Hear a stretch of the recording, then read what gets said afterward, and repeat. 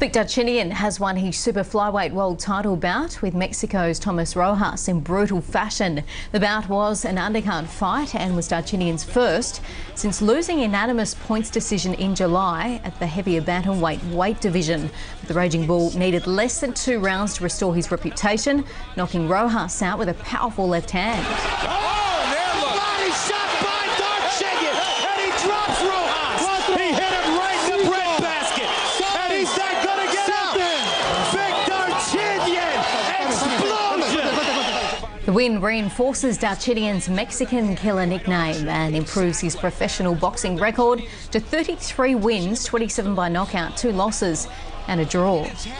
Meantime, IBO Cruiserweight champion Danny Green was in Los Angeles for the fight, and he's turned up the head on Bernard Hopkins after calling the American great out on US television.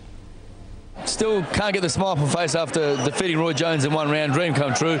We're looking at taking on Bernard Hopkins. You know, I took down one legend, the legendary Roy Jones Jr. If I can get Bernard Hopkins to come to Australia, or I'll come here and fight him. I don't care. I'll come here. No worries. I've been here. I've fought all over the world. So to get 2 legends in the ring and to try and defeat them both, be a dream come true. Joining us on the line now to talk boxing is Paul Upham. And Paul, we just heard from Danny Green that confirmed that he would actually love to fight Bernard Hopkins. What are the chances of the fight actually happening?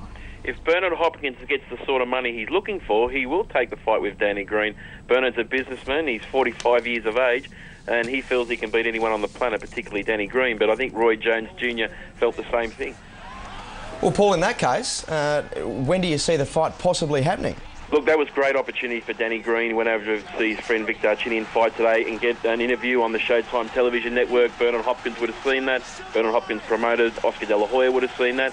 And no doubt Danny's over there. They're going to try and get a meeting and do a deal. So hopefully, fingers crossed, they can get that fight for maybe March, April next year, something like that.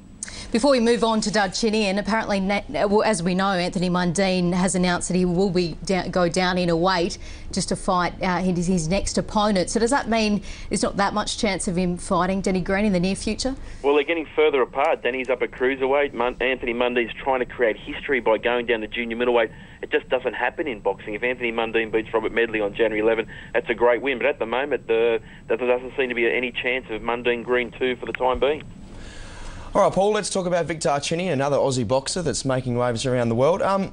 Were you surprised in the ease in which he, I guess, knocked out in the 2nd round knockout and defended his super flyweight title?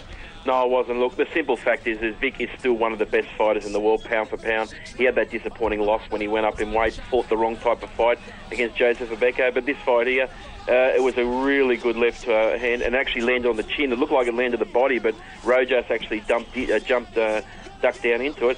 And look, unless you're an elite boxer, Vic Darchinyan will knock you out, and he showed it once again today. He's got 33 wins now, 27 by knockout. Who's up next for Darchinyan?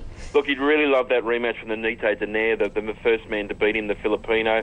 They're both at the same super flyweight weight class now, so it's the natural fight for next year. So fingers crossed the promoters can get it, and Vic can get the chance to avenge that career loss. We know he's dropped down from bantamweight. Is he likely to stay where he is now? Look, he said before he went away with this fight that he's going to stay at super flyweight only for the Nite Donaire. Otherwise, he wants to go up to bantamweight and become a 3-division world champion. So I don't think we'll see him at super flyweight for too much longer. All right, thanks for that. Thanks for your time, Paul. Stay with us on News and Views. After the break, we talk football with former Socceroo David Srilich. Stick around for that.